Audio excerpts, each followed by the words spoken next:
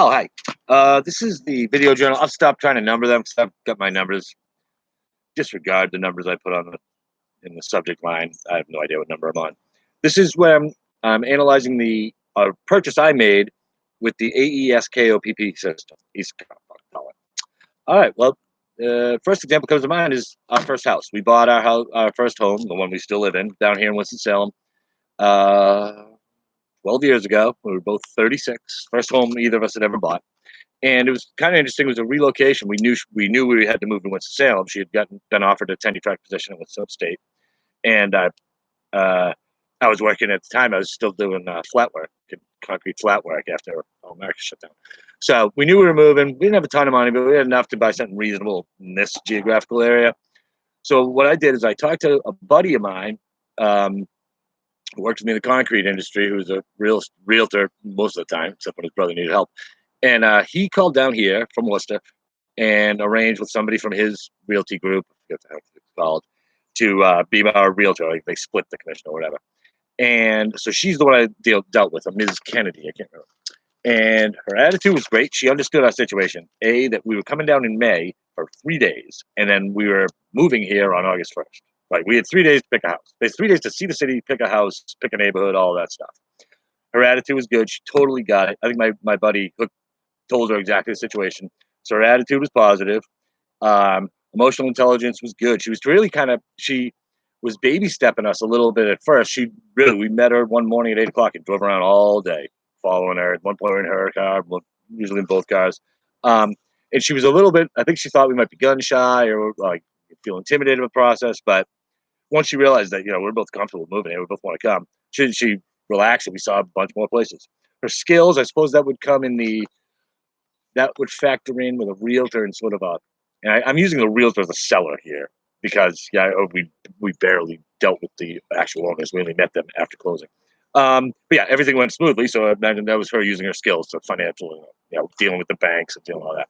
Knowledge was very good. In fact, a couple places I insisted on going to check out because I'd read their description, and I could see her like shaking her head, like you're not gonna like that place.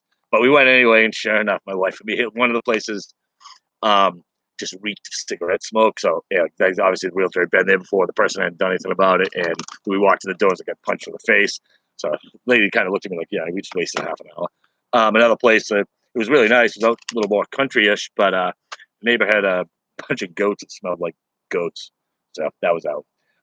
Opportunities. Well, yeah, I mean, I suppose in this instance, the opportunities she would provide showed me a bunch of places. She prepared and knew exactly. Oh, it prepares the next thing.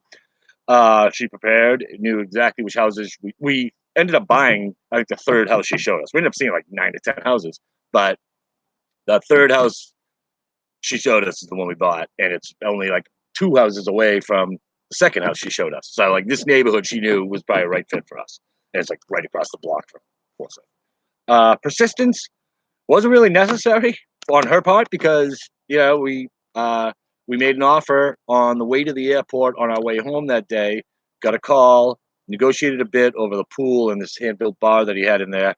And by the time she called back, and by the time we boarded our plane to come home, they had already accepted our offer. So, I mean, she was persistent for the couple of days we were here, but it didn't really take a lot of pressure to get us in there. So when I was a seller, one thing I remember about selling when I was doing retail I was managing a large bookstore, the nonfiction department of a independently owned bookstore in Massachusetts.